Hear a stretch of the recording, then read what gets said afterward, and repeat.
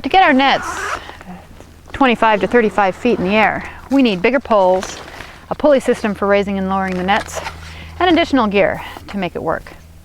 To put up a standard triple high set, we need 2 6-foot poles on each side, and we need a top pole with our pulley system on it, and we need a bottom pole with our cleat to tie everything off to.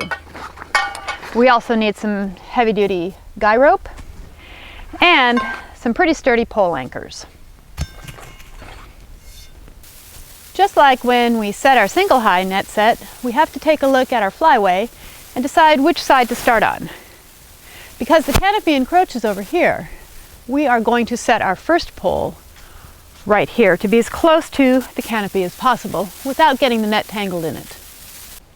It's easy to set this whole net set by yourself, but only if the side poles remain vertical. And the best way to ensure that that happens is to have a very secure set for your pole anchor. Okay, first we assemble our poles, and to do this, we start with the bottom pole that has the cleat on it. You can put the base of the pole into the ground, but never put the tops of the pole into the ground because they have to nest. Your kit will have 2 plain poles that represent the middle section of the triple high. Your top pole has the pulley and the white PVC net carriers. Now we need to run our net carriers down to the cleat end of the pole.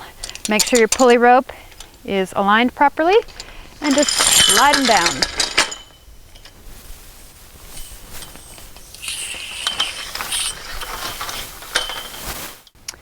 To keep the pulley rope from getting tangled when we set the pole, we want to snug it down and pull the rope tight. So keep the carriers tight against the cleat, pull the rope tight, take a couple wraps around the cleat, and then bring the rope up through the top line carrier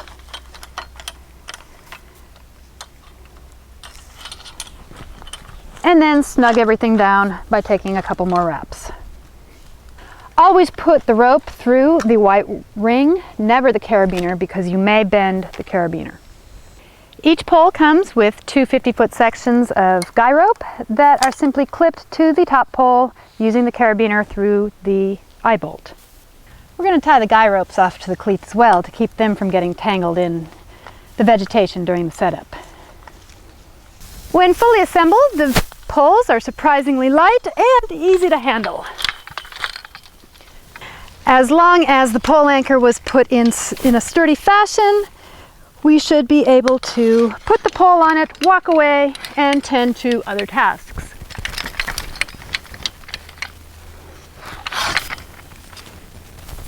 You may have to rotate it so that the pulley is on the back side of the pole from where the net is going to be strewn.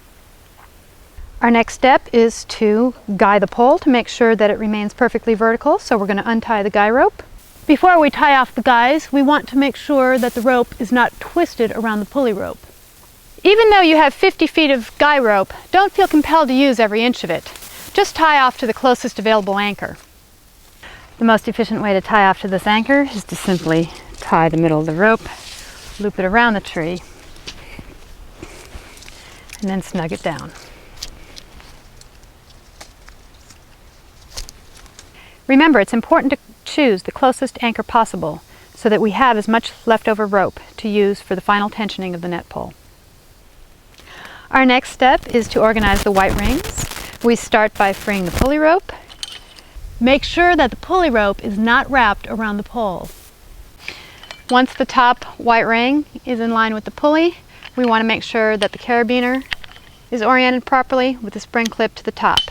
And then each subsequent white ring has to be in line with the top one, as well as each carabiner. Remember, the net won't raise properly if any of these pulley ropes are twisted around the pole.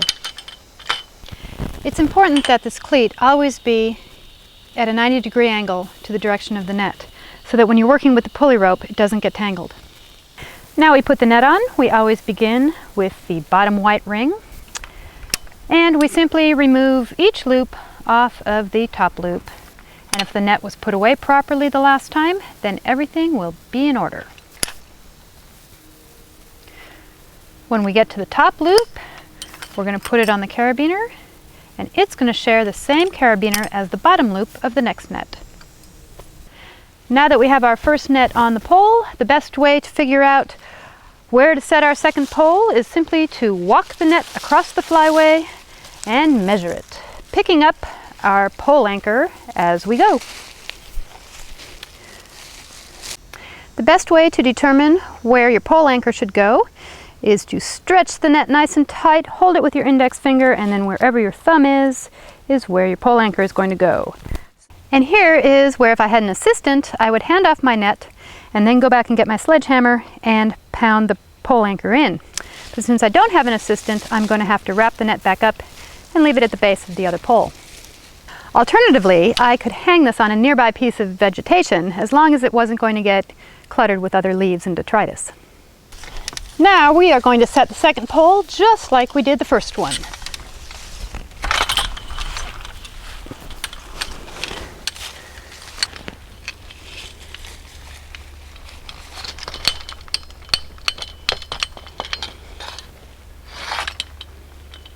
Now we rotate the pole so the pulley is facing to the back, and we untie the guy ropes and anchor those. Now we free our pulley rope and organize our white rings. And again, we're going to make sure that the pulley rope is not twisted around the pole or itself. And once again, we are making sure that none of the pulley ropes between the white rings are twisted around the pole. Otherwise, we won't be able to raise the net properly. Now it's time to put our first net onto our second pole. So we will untie the top loop. But instead of just putting each free loop onto the carabiners, we have to make sure that there's no twist in the net. So first we will get the loops in order on our hand. Now as you can see, we do have a twist. So what I will do is I will just move the top loop as far away from the rest of the loops as I possibly can and start spinning in one direction until the twist comes free. Like so. Now, one at a time, we're going to put the loops in order onto each carabiner. And you can see our technique for locating the anchor was perfect because we've got just the right amount of stretch in the net. So the bottom loop of the second net goes on the same carabiner as the top loop of the first net. Many of the tasks for setting up this triple high set can be delegated to 2 or 3 people that can be working simultaneously. That way, the entire set can be erected in just about 15 minutes. And raising the net is no big deal. We just raise it about 1/3 of the way. And even if you're by yourself, all you have to do is walk over to the other side and repeat the procedure until you're all the way to the top of the pole.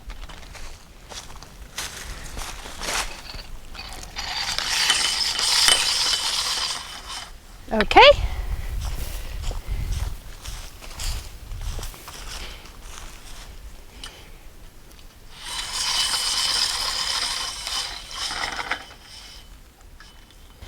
If there's any sag at all to the mist nets, then they won't hang properly and there'll be gaps in between the 2 nets. This is where the extra rope from our guy ties comes in. We can pull the bow out of the pole simply by threading it through one of the white rings and pulling it back.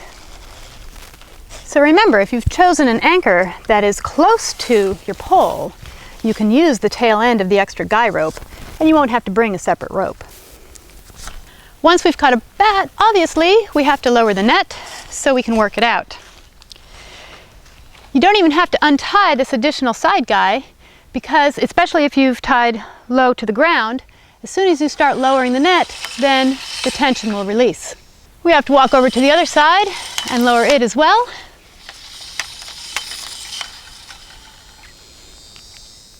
It's really important to remember not to lower the bat too far so that it doesn't get tangled in the collapsed nets.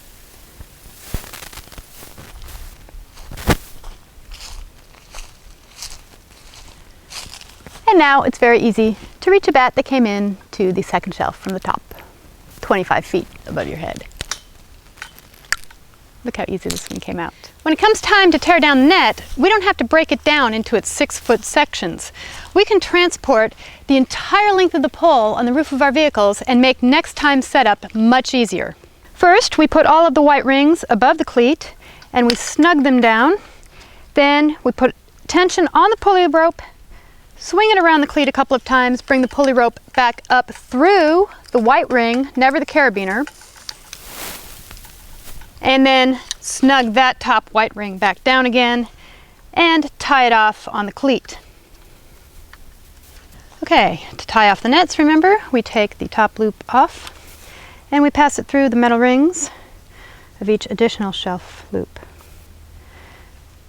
Be careful when you get to the carabiner that has 2 loops on it that you actually put the top loop through the bottom of the top net as opposed to the top of the second net. Most people like to leave their nets fixed to the carabiners with just a single loop. That way when you're coming back to this end of the pole with a handful of net, all you have to do is take 1 loop off. And before we take the pole off the pole anchor, we also want to snug the guy ropes around the cleat. We'll just wrap it a couple times and then we'll be ready to go. And finally, we're ready to remove the pole from the pole anchor and lay it down on the ground. We just run the guy ties up to the top of the pole.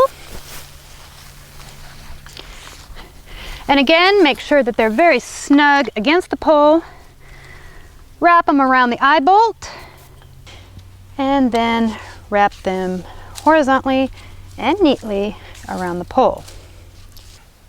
When we get to the end of the rope, we just secure it to the pulley ropes and the guy ropes with a couple of half hitches.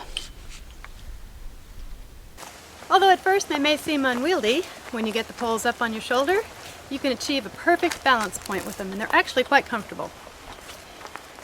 And all we have left in our gear bag are our pole anchors, our mist nets, and our sledgehammer. We can hike these out back to our vehicle, put them on the roof rack, and they can stay up there for the rest of the season till we need them again.